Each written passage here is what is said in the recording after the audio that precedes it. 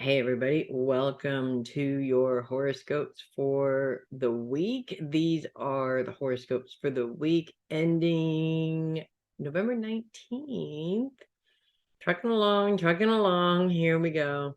And it's actually a pretty decent week, I have to say. We have our challenges ahead of us as we have been, but they are nowhere near as crazy as it has been in the past. We do have a little bit of some craziness at the beginning of the week for a few signs, and then it sort of dwindles away and sort of like nice cool water dousing the fire, if that makes sense. So very good. That's exactly the energy that we want to put into the holidays coming up, right? So I'm going to go ahead and we are just going to move right into it. We're going to start with Aries, and I'm very happy to tell you, Rams, that Jupiter continues to be in retrograde, moving into Pisces. We're actually 28 degrees Pisces, which means that that cusp feeling of feeling a planet that's in a sign near you is getting weaker and weaker. So,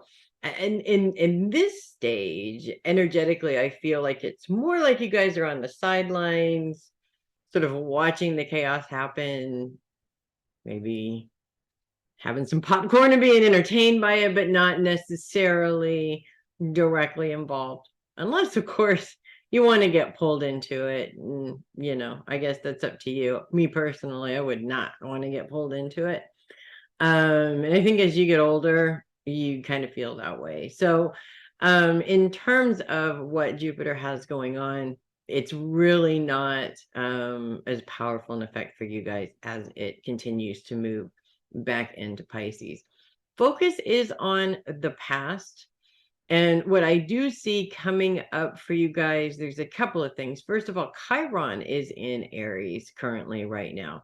And Chiron is an actual dwarf planet. They call him the peacemaker between Saturn and Uranus. And this is actually very interesting right now because he is sort of in the zodiac in between Saturn and Uranus, one being in Taurus and one being in Aquarius. And so obviously Aries would be in the middle, kind of trying to create this peace.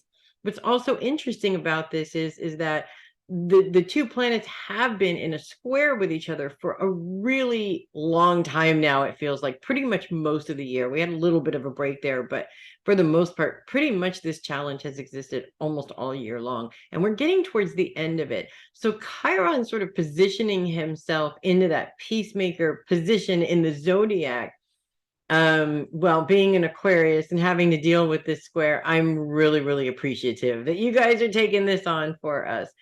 Focus on the past is interesting because Chiron is so not necessarily about, well, it is about change. And the truth of the matter is that there's nothing you can change about the past. It is what it is, except for your perception of the past. Now, let me delve into that just a little bit further. Your perception of the past, oftentimes you get this sort of impression of a memory in your mind, and it sticks in that way. And if you are a child when this happens, you continue to have this child's perception over this particular instance. So you could be dealing with a memory that was really traumatic for you, but the trauma is coming from your response to the memory, not necessarily what is actually happening. Or it is a traumatic experience and your mind is stuck in that one specific mode of trauma that you created in that moment and can't seem to move out of that perception. When we go through healing processes in terms of healing emotional trauma, one of the things that is really important that we do is to acknowledge the child's perception, yet grow that perception into an adult perception, something that you can find a resolution to, because in that child's perception, there is no resolution. So bottom line is, this Chiron influence in your past really is all about when triggers happen over certain emotional roots, it might be time to focus your time on healing that particular root, because the sooner you heal that root, the sooner it's easier for you to navigate these types of situations in a much healthier way. And I have to say, as annoying as it is to say, because it's true, by ignoring the healing, it doesn't make the situation go away. These triggers come up more often. So the more often or more coincidences you have in a particular trigger, the more likely you should be of saying, this is coming up for a reason. My guides are giving it to me. God is giving it to me. The universe is giving it to me for a reason. I might need to take some time to do some learning in order to understand. I think therapy is a fantastic option too, if that is something that you are open to exploring, because the truth of the matter is a lot of people have, including myself at one time, have had very negative impressions of therapists and the need for therapy, and whether that makes you a weak person or a strong person. We're going to take that, and I just want to throw all of that out of the window. There is not an individual on this planet that does not need therapy at some point in their lives. It is just a very smart thing to do when it comes down to it. And those who actually don't do it tend to prolong the problem. So think about it in those terms. So that's what I have for you guys this week. I'm looking at this as self-care and self-improvement to be able to be clear to move forward into next year, which is coming up really fast. Okay, so keep that in mind when you guys are on this journey. And that's what I have for you. And we're going to move on to Taurus. Focus is on the mind and how you think about things. Perception is everything this week. Uranus continues to be retrograde all through this week and continues to be in a square with Saturn, which is not retrograde. Now, interestingly enough, we're getting closer and closer and closer to the end of this debacle, which is awesome. Not the end of Uranus being in Taurus. We still have a couple more years of that. And while Pluto will follow Saturn into Aquarius at some point next year, not quickly enough to move into another debacle like we have been dealing with, which is really good. Now, with focus on the mind and Saturn's focus on you, this actually creates a very interesting challenge for you guys. I say a very interesting challenge because it really is all about perception of yourself and how you view yourself. And in all honesty, how you view yourself means everything, absolutely everything, in terms of whether or not you are successful or not. If you're constantly downplaying yourself and your abilities, you're really not going to put the effort into success because you don't believe that success is for you, that you're going to get it. And so these mindsets, we don't even realize half the time that we're doing it. It's just so automatic that we are. When we are dealing with this challenge on a bigger scale than normal, it allows us the opportunity to be able to identify that we keep doing this. And almost every single one of us, I don't really truly think that there are very few people alive right now on the planet that actually don't do this in some way. There's a lot of people that look like they don't, but they are doing it. I guarantee you that the most quote unquote egotistical person on the planet is still having this problem. That's just the way that he or she plays that out. So we're being presented this challenge in order to remind us that we need to stop doing that because it's taking away the energy that we put into things, which means it's zapping our motivation to get things done, which means that ultimately any goals that we are trying to force our way through are going to be more of a challenge than they need to be. By being aware of when you're doing that, you can put a stop to it. And yes, it's difficult, but you have to keep reminding yourself over and over again, we don't live there. We don't live there. To be honest with you, I learned this trick, I don't know, 10 years ago. I'm still doing it a million times every day. This is just how we're wired. Whether it's from trauma responses as children, whether it's the challenges that we have to deal with in life, whether it's our zodiac sign. Every single human being is wired to do this in some way. And so it's not about changing the wire. It's about taking control over how you communicate with yourself. And when you take control over how you communicate with yourself, you also find that the way that you communicate with others changes quite a bit too, in a more successful way as well. So, bit of a challenge, but a really big, important lesson to learn in that challenge. And to be honest with you, if you're going to find a silver lining in a challenge, this is really the best silver lining to look for, is the lesson. When you learn it, you might get to move on to a new one instead of being stuck with the same old one. I wish I could say that, there is a point, like, when you go to school and you learn all of your lessons and then you're done. It doesn't work like that on the spiritual level, but it's okay, because honestly, our goals should always be to be better than we were yesterday. So that's what that's all about for you guys this week.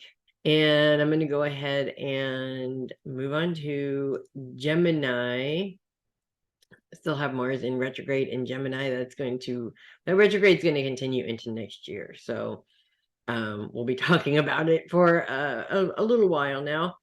We do have Mars squared with Neptune and Jupiter also this week. Now, a square is a challenge, not the biggest challenge in the world, but it is can be a pretty difficult challenge. Focus is on those you love this week with a retrograde Mars, squared with Neptune and Jupiter, which are focused on the past. Now, I can interpret this a couple of different ways, but I feel that for you guys, this really has everything to do with dealing with old behavioral patterns that you thought maybe you had dealt with in the past that seem to be coming up again, or behavioral patterns within those relationships that you for a long time probably just sort of brushed it off your shoulder, and now you've gotten to the point where you're just not dealing with it anymore. We all get there. We all have guilt over it. We all wish it would just go away and we wouldn't have to play the bad guy in order to end the situation, if that makes sense. Truth be told, I hear a lot of people say, why do my relationships have to be this way? And or why do I have to deal with, everybody else is great, how come this one is such a pain in the butt? The truth is that people are people, and we all have our own trash. We all have our own backstory, our own stuff, and we're all dealing with that stuff in the best way that we can. Unfortunately, most of the time it's in a very unhealthy way, and even those that learn how to deal with it in a healthy way still hang on to dealing with it in an unhealthy way every now and then. So bottom line here is that this is the kind of situation where it could just get to the point where you blow your stack, and then it really causes a huge challenge in the relationship because Pisces is involved. Somebody's feelings are going to get hurt. Okay. This is where Jupiter and Neptune are right now, is very much in Pisces. Somebody's feelings are going to get hurt. And then you wind up feeling bad, and then you wind up falling right back into the same BS that you've been dealing with over and over again. Because Mars is retrograde, it almost cools that temper down a little bit. Now, the good thing about that is that it gives you the option to approach it in a way to where you can sit down and come up with a compromise rather than fighting and getting defensive. Or it also creates a situation where you internalize and just don't deal with it. Now, that's not the direction that you want to go in, obviously, if you want to stop having this problem. And in some cases with some Geminis, I actually kind of see a little bit of both, you know. In some cases, the term pick your battles does come up. But for the most part, you're Geminis, you're communicators. This is what you're known for, and this is what you're good at. Use what you do best to help resolve the situation without over communicating what the problem is or getting too, I can't think of the term, accusatory. It's just quite plain and simple. This action is really bothering me right now, and I would like to see what we can do to work together to make it easier for both of us, if that makes sense. So I think you Geminis are brilliant at being able to do that, because Geminis, like most of the air signs, are pretty good at just sort of switching off that emotional part so that all that's left is, how do we deal with the situation? And if you do that, you can take steps to eliminating the problem in the future, or at least, at the very, very, very, very least, start the process of creating a change in those particular habits, because these are not things that take place overnight either. Sometimes you have to keep reminding yourself that you're eliminating this sort of pattern, and also be open to, let's make an exchange. That's actually my favorite way to do it. Let's make an exchange. I have a problem, I'm sure you have a problem, that if you if you clue me in on, I can identify with it and see what I can do. In terms of relationships, I enjoy this personally because it takes the heat off of one of us being wrong. We're both wrong. We all do things that irritate the other person. Whether we mean to do it or not is irrelevant. That's how relationships are. So by being able to be open about it, not accusatory, but open, you do stand a better chance of actually being able to create a change rather than fighting over it, which honestly never works. So that's what I have for you guys this week. And I am moving on to Cancer. We're going to kick off this week with the moon in Cancer, which is actually a beautiful thing, even though the moon is in opposition with Pluto. Unfortunately, there is a beautiful grand water trine created by the moon right at the beginning of the week. So we're talking on Sunday. Of course, by the end of the day, it is literally going to move on out of there and be done. But oh, to be able to enjoy the magic of it earlier on in the day, at least, is a great way to kick off the week, especially with focus on your daily schedule. And keeping on task with your schedule is really, I think, what it's all about for you guys this week, specifically because Pallas Athene as well as the dark moon are both in conjunction and also are helping you to focus on this as well. When you have goals, it's really important to create a schedule, a goal schedule, and you create a daily schedule around that to keep yourself on task and make sure that you're moving forward in your goals. Now, highly creative people, and Cancers, I do firmly believe, are highly creative people, have a tendency to avoid this sort of rigid, strict, I have to stay on schedule kind of a thing, because creative people just like to flow and allow the creativity to flow and take them wherever they want to go, which is fine. But you can't be too far on one side or the other of that teeter-totter. You can't be over strict with your schedule, but you can't live without a schedule either. This week is an opportunity to actually not look at a schedule as I have to have every single hour claimed in my schedule or it doesn't work, but to just actually sit down at the beginning of the week and say, I want to put so many hours into this project, and schedule yourself some time to be able to do that. This way you can stay on track with it without necessarily feeling like you're giving up your whole life to it and stunting your creativity, because that's always the ultimate worry, is that this over strictness is going to stunt my creativity, and we can't have that, right?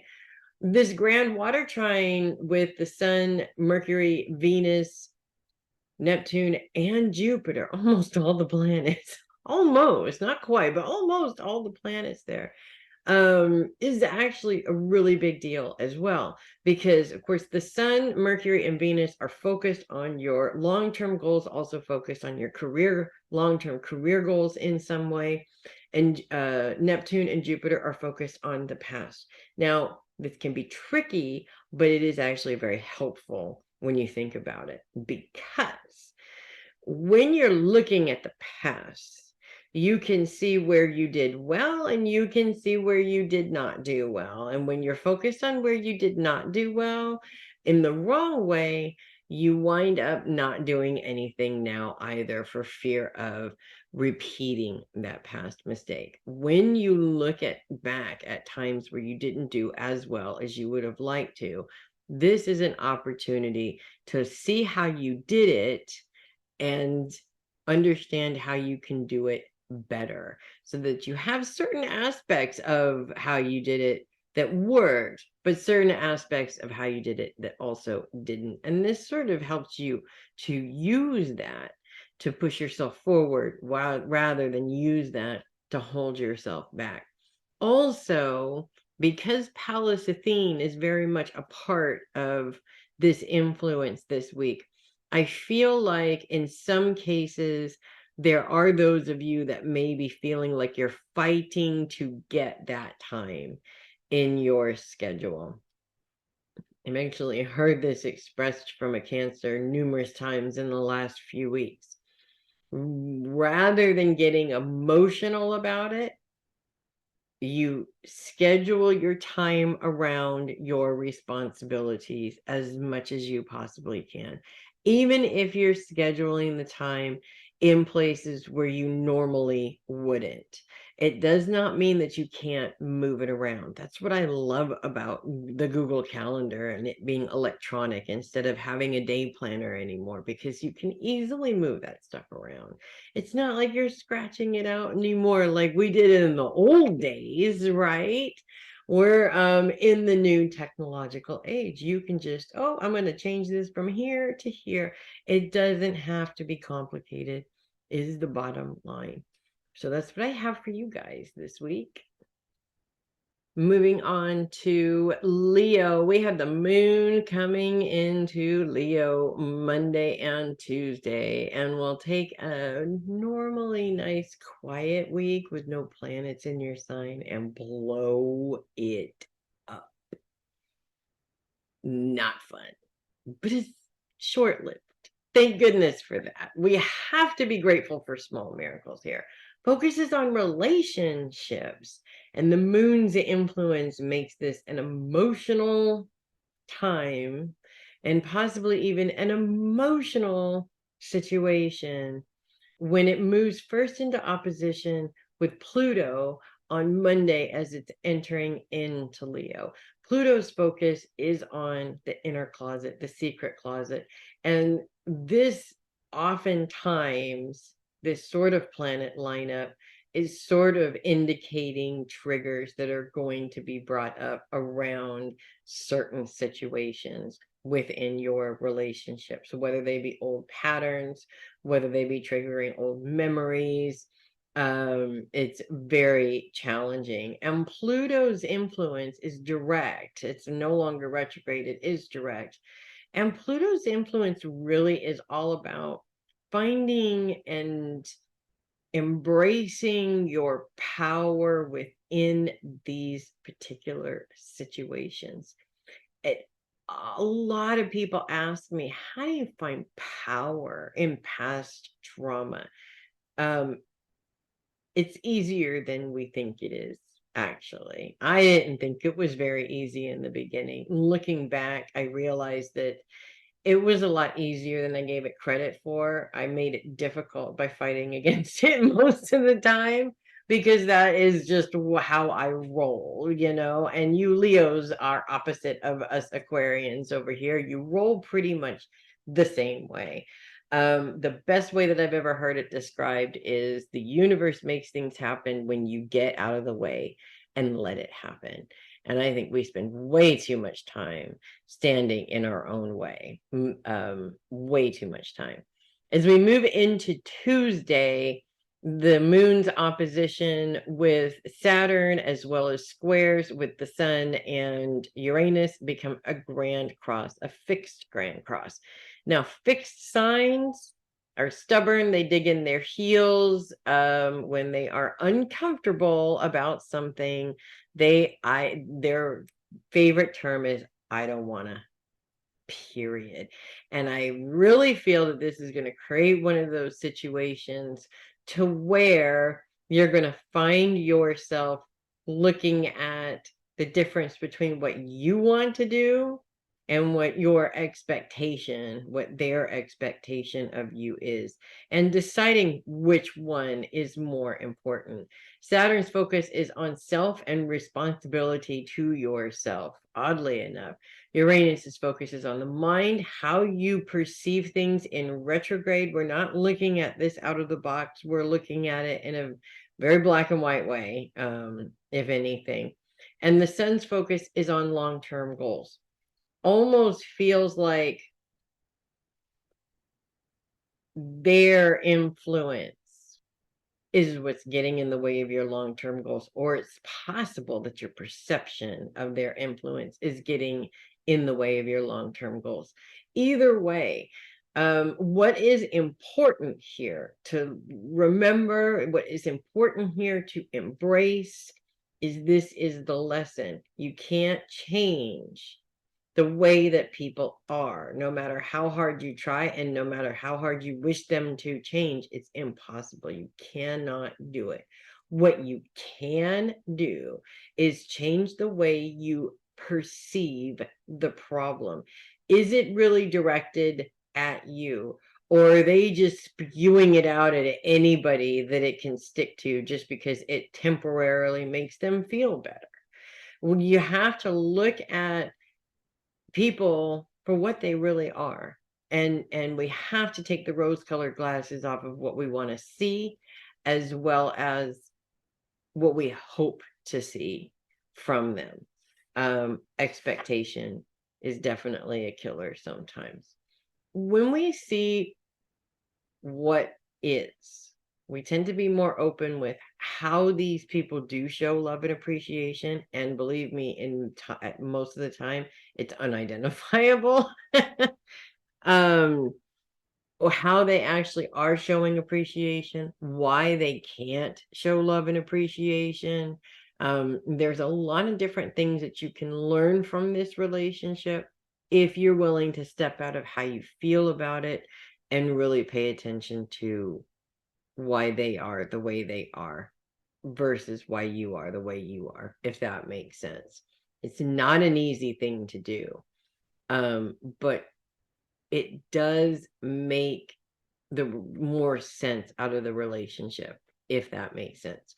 The moon's going to move on out by Wednesday and things are going to calm their behinds down, which is good because that's exactly what you need to happen after all of that.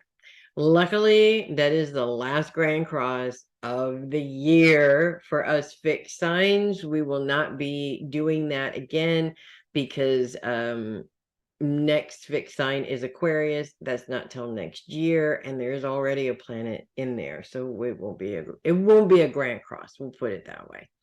That's what I have for you guys. this week. And I'm going to move on to Virgo. We are focused on finances, but we're going to bring that focus on relationships in with our focus on finances this week. Specifically, let's talk about our relationship with our finances, our relationship with money. I feel like I talk about this a lot. I learned actually a long time ago that we have a specific relationship with money that starts when we're very young, and we don't really realize how much of an effect it has on what we're going through currently right now. When I did find out this information, I will just say my eyes were opened, like opened. So that is definitely something to think about. Your relationship with money. We all have different relationships with money. Some of us are really good at investing it. Some of us are really good at earning or spending or budgeting. We all have different talents around money. And for Virgos specifically this week, I feel like what is really important in terms of your relationship with money, especially with Ceres continuing to influence this right now, is security. Understanding how your money can make you feel secure. Now, this is actually a very Virgo thing already, but I feel like with recent events, the last few years, I feel like a lot of you are really paying more attention to the security that your money can give you, or maybe even looking at various different accounts where you've had to maybe take some of that money in order to live because of the pandemic, because of not working, because of what have you. And now you're really focused on what you can do to put that back again. Either way, the moon coming into your sign at the end of the week, we're looking at Thursday and Friday here. And specifically on Friday, moves into a T-square with Jupiter, Neptune, and Mars. So we've got Virgo, Gemini, and Pisces playing into this here currently right now. The issue here, or what the challenge that this creates here, because the moon's focus is right there in the middle of your relationships and your money. Neptune and Jupiter are very much focused on the past with a little bit of focus on self as well. And then you got Gemini's focus of those that you love. Now, this is a very common challenge, especially if you have a family, you have children and a spouse that rely on you. You want your money and you want to be able to spend your money, but you have responsibilities, and the responsibilities, they never go away. They're always there. But I also feel that your responsibilities to yourself and your own security are also really important too. So I feel like the challenge that this creates is not so much about selfishness. It's more about getting out of that feeling of every time I get a paycheck, somebody's got their hand out. Okay. This is a very common complaint that I hear all the time. Get that out of your head. What you want to be focused on is gratitude. I'm grateful that I make the money to be able to pay these bills so I can keep these things going. And the more gratitude you have, the more you're open to expanding what is coming in, which also puts you in a position to be able to put some aside for later on, for your retirement, for a rainy day, so that you can buy a house, what have you. You Virgos are brilliant. The issue is always overthinking. The more you overthink, the less you're actually going to get done.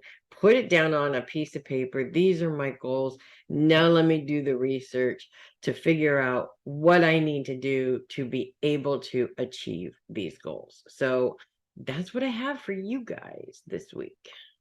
Moving on to Libra. Libra is actually kind of in between focuses, which, in my opinion, honestly means it's a free for all. It basically, you get to focus on whatever you want to focus on right now, which is nice. There's nothing sort of pointing you in any direction whatsoever, at least until the very end of the week, as we get to Saturday and the moon moves into Libra. Does point your focus towards finances a little bit, and the moon's opposition with Jupiter actually creates a bit of a challenge when you feel like you're stuck in some old financial patterns that are not necessarily what is lining up with your financial goals. Now, this is a really frustrating thing when it happens. When you feel like you're getting stuck in the same old rut that you've been in before. In some cases, this time of the year doesn't help for most people because obviously there's a lot of extra expense that comes up during the holidays. So that makes things even tighter. And even if you are not having in a financial slump, so to speak, it does kind of feel like that when you have all these extra expenses coming out. Now, the good news though is that the moon's grand sextile with Pluto as well as Mercury and Venus is helpful. Pluto is focused on the inner closet, the secret, mushy places that are very, very, very deep down inside of us. That's the place where we keep all of our emotional secrets, the things that bother us, and so that we can pretend that they don't bother us, kind of a thing. And Mercury and Venus, your ruling planet of creativity, are focused on career. Now, this is actually kind of an interesting makeup because it allows you to take some of those preconceived ideas of where money's supposed to come from and just kind of throw them out the window for a minute and focus on what you do and how you can make the most of that. Is there extra hours that you can work? Is there side work that you could be running after right now? The possibilities really are endless.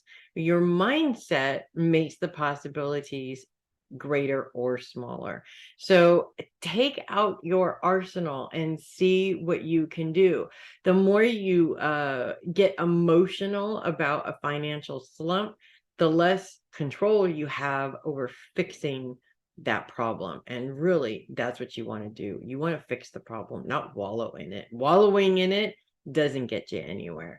So that's what I have for you guys this week. And we're moving on to Scorpio. We're going to kick off the week still in that T-square with Saturn and Uranus.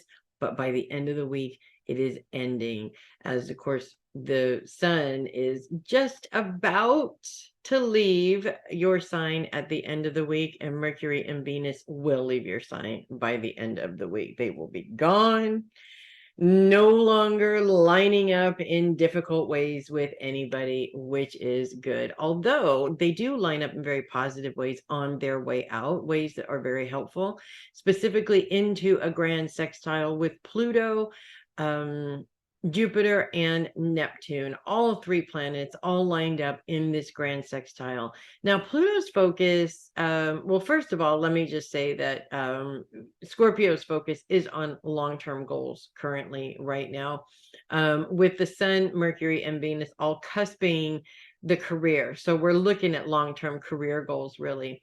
Pluto is very much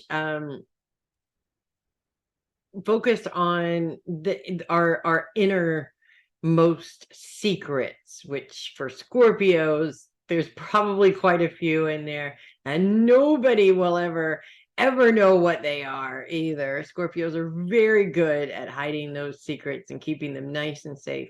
Pluto is trying to tell you how much power you have in those secrets.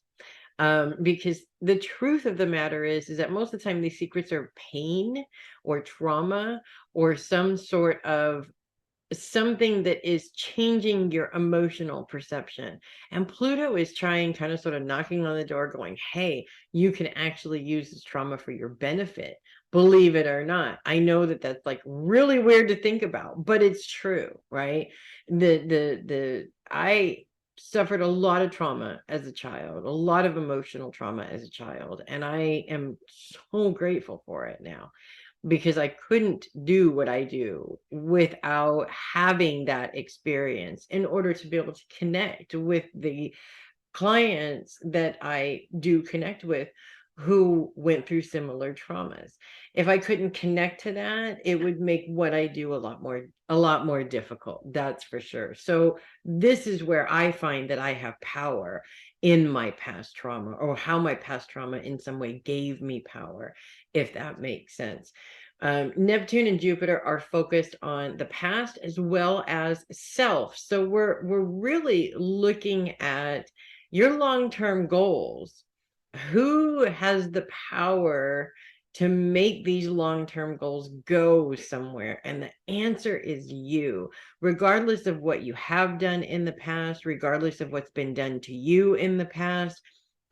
These things are used as excuses to not move forward all the time.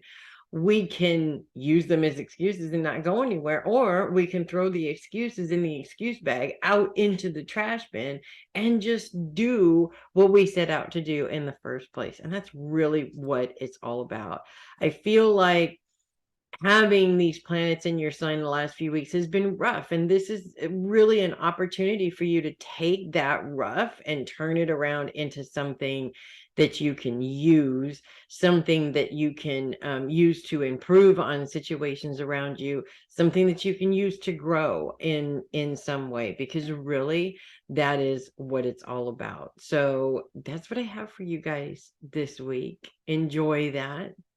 And we're moving on to Sagittarius, who finally gets some planets in Sagittarius. And of course, we're not going to have the sun yet. The sun is poised, ready to go, but not quite there.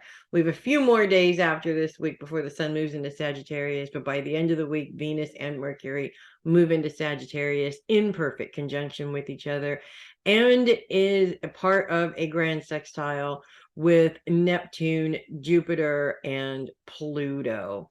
Now, Mercury and Venus are focused on career and legacy. So where you go from here, right?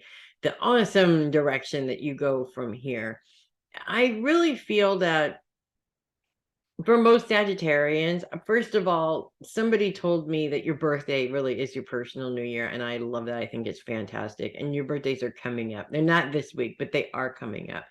This is a prime opportunity for you guys to really take a look at what direction you want the next year to go in, right? Preferably without the influence of all the other ridiculousness that's going on in the world right now. You guys are all anti-society and anti-play by the rules anyway. So what do you care about what's going on in the rest of the world, really, right? The truth of the matter is, this is a time for you guys to really plan out the direction that you want to go in, basically, for the rest of this year, as well as into next year. Mercury and Venus in a conjunction with each other. Venus brings her creativity into this decision. Mercury brings its intellect into this decision. It really allows you to kind of sort of come up with the idea and feel your way through it at the same time, which is prime Sagittarian energy. It really is, to kick things off and to get things started.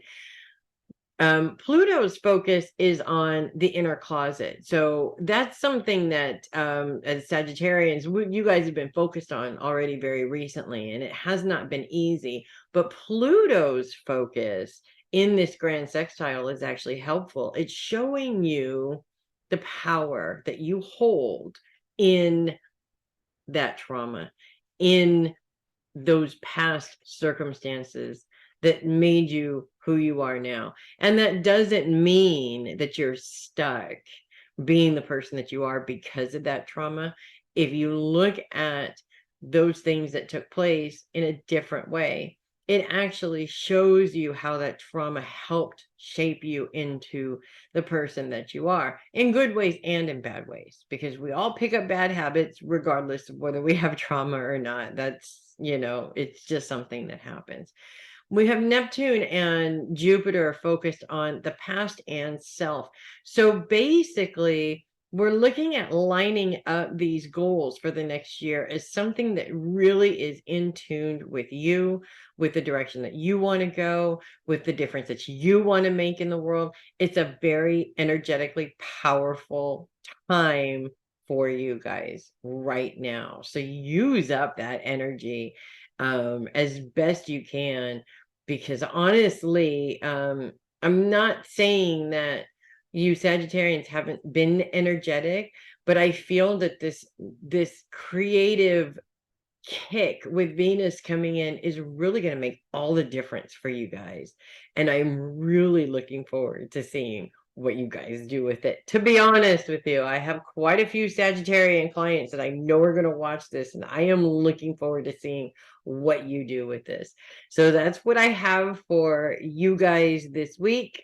And we are moving on to Capricorn. We are focused on that secret closet this week, unfortunately, and with a little bit of focus on support, those that support you as well. And I do feel, in all honesty, that part of the focus really is on past challenges with support, if that makes sense. Now, I have a couple of things to say about this. First of all, we're talking about Capricorns here. And Capricorns have this tendency to project that they don't need help. And then at times get really upset when no one sees that they need help, because they're not asking for help, kind of a thing. I have a little bit of experience with this in terms of a Capricorn, and it is rather frustrating. At the same time, though, I kind of understand where you guys are coming from with it. It still doesn't work, but I understand why you're doing what you're doing. The truth is that you can't get support if you don't ask for it. And a lot of us, that is the ultimate lesson. If you're not asking, you're not getting. It's as simple as that. I actually read a blog from this wonderful lady that I absolutely just adore, that she wrote long time ago. It's been quite a few years, at least over 10 years, where she wrote a blog about asking and why it's so taboo for us to ask. Like, we send our kids over to the neighbors and we tell our kids, do not ask them for food, do not ask them for drinks, do not ask them for anything, right?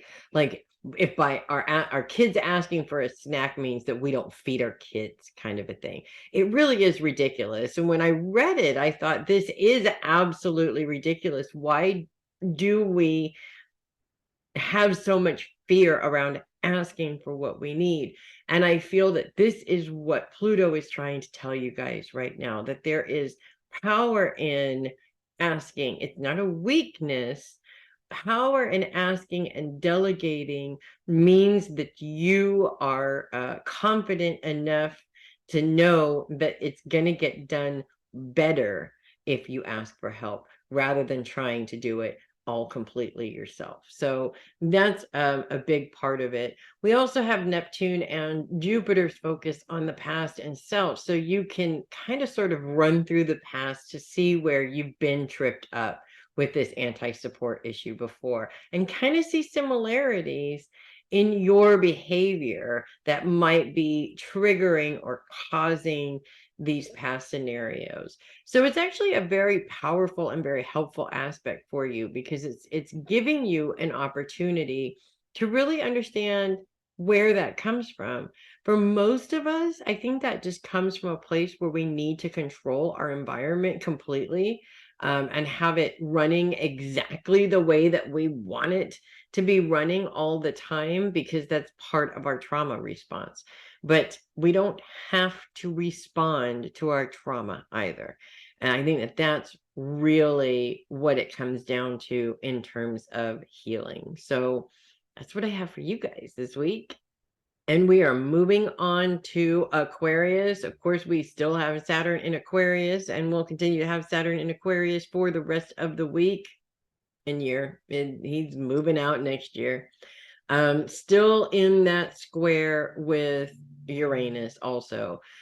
Saturn and well, Aquarius is focused on self, and Saturn is very much focused on self also, really pointing out our responsibilities to ourselves.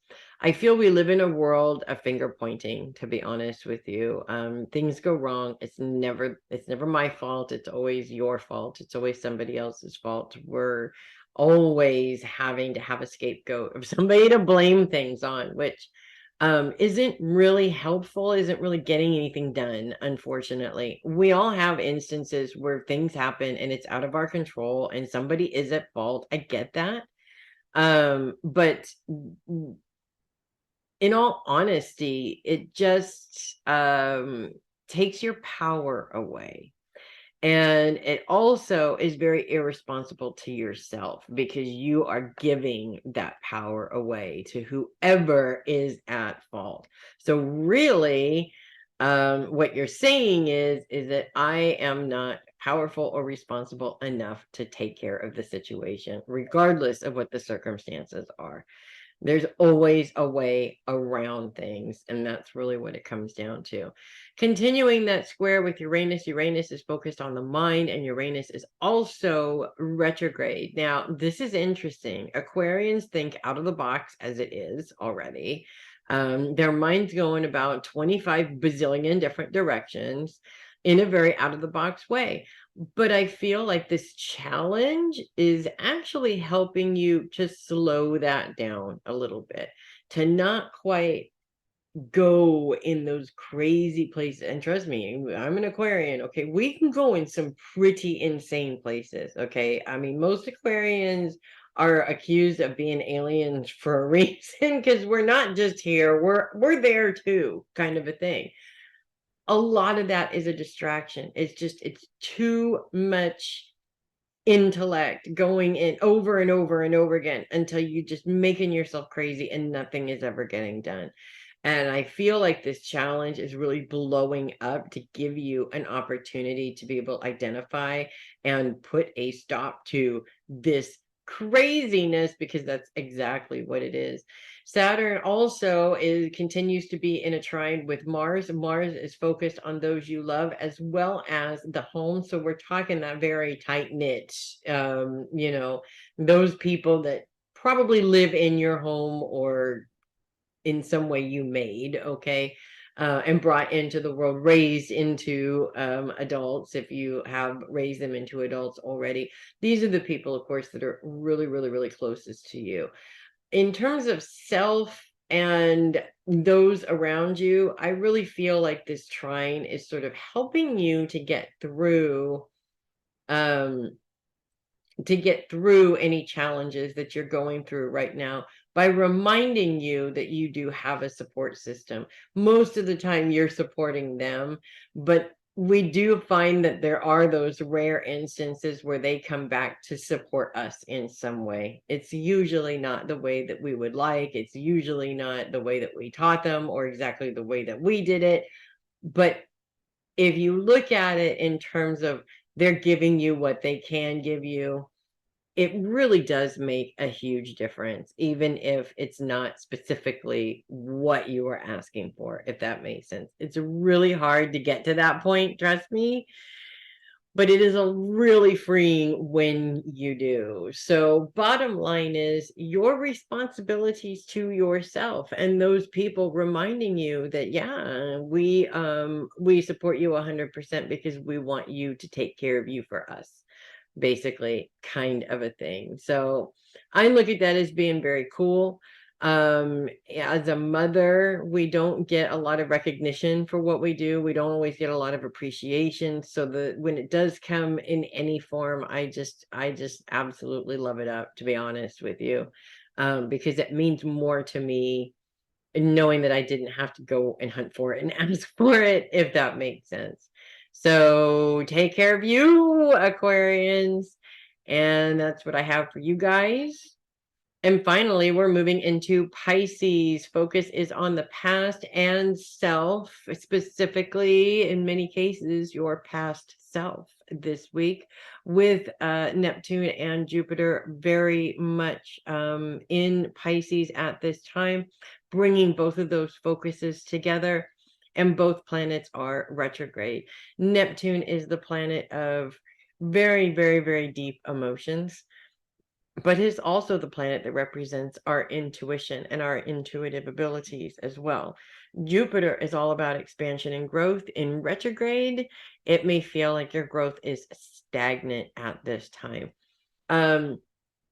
We have actually some good things and some not so great things, more good than bad. We're going to start though with this square that Neptune and Jupiter are having with Mars currently right now. And all three planets are retrograde. This really does create this feeling of I'm not moving forward, like we're just stuck in a hamster wheel.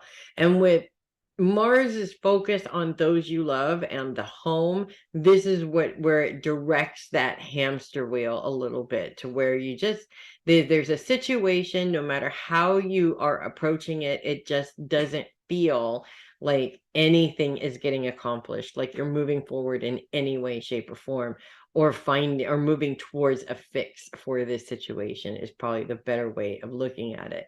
Now, but both planets are in a grand sextile with the Sun, Mercury, Venus, and Pluto as well. The Sun, Mercury, and Venus are focused on career and long-term goals. Now, this sort of tells me a little bit that the challenge is actually showing you that your focus is on the wrong place. Your focus may be on challenges within a relationship, but your focus should be on your long-term goals, not what's going on currently right this minute. That can wait until later on. Your focus should be on your long-term goals, specifically your long-term career goals. And I feel like when we don't know, especially when you're an emotional sign like Pisces, when you don't know 100% what you want to do, your mind just sort of wanders off to distractions. And the easiest ones, of course, are the distractions that are right in front of you, right? Pluto, on the other hand, is also a part of this grand sextile. And Pluto is focused on the inner closet. This is your past trauma. This is your all of those really painful things that you just kind of sort of lock away inside of yourself, and maybe deal with it someday, maybe never deal with it, you know. I don't advise not dealing with it, by the way. It's kind of unhealthy, but most people, that's what they do, and that's what I did for a really long time. I am not gonna lie, okay? However, this is not so much about past trauma, about the situation that you're currently dealing with right now, but more about past traumas that actually created self-destructive or self-doubt roots for yourself. So for example, if you had past relationships that were very destructive, where that relationship made you feel like you were less than what you actually are. The issue with a relationship like that is it creates this mindset to where now you are constantly telling yourself you're less than what you are. So are you actually going to, if you have an idea to do something that's really big, chances are you're going to convince yourself that you're not going to be any good at that anyways. So this actually is happening right now to kind of bring that to the surface a little bit. Something feels like it totally just fell in my eye. To bring that to the surface a little bit, to give you an opportunity to be able to identify it, to be able to embrace it in some way. I know how weird that sounds, but to be able to embrace it in some way, and also to be able to release it, because this is a pre-programmed from somebody else idea, not a programmed from you idea. And you only want programming that you put in there. So you have to deprogram what other people have put in there in order to make room for you. And this grand sextile is really coming together to help you with that. The more you can release that old stuff, you can replenish it with new stuff. And the more you look at these long-term goals as something that you actually can accomplish rather than beating yourself up and saying it's never going to happen. So that's what I have for you guys this week. And that's what I have for everybody. Thank you for watching. I am Melissa Bruce, the heavy metal psychic, with something in my eye right at the end, all of the sudden. It's still 13 card reading season. If you're not on the list, you want to be on the list, go to heavymetalpsychic.com to order your 13 card tarot for 2023. You better hurry because it is over at the very end of next month. Again, I'm Melissa Bruce, the heavy metal psychic. Thank you for watching, and I will see you guys next week. Make it a great week, everybody.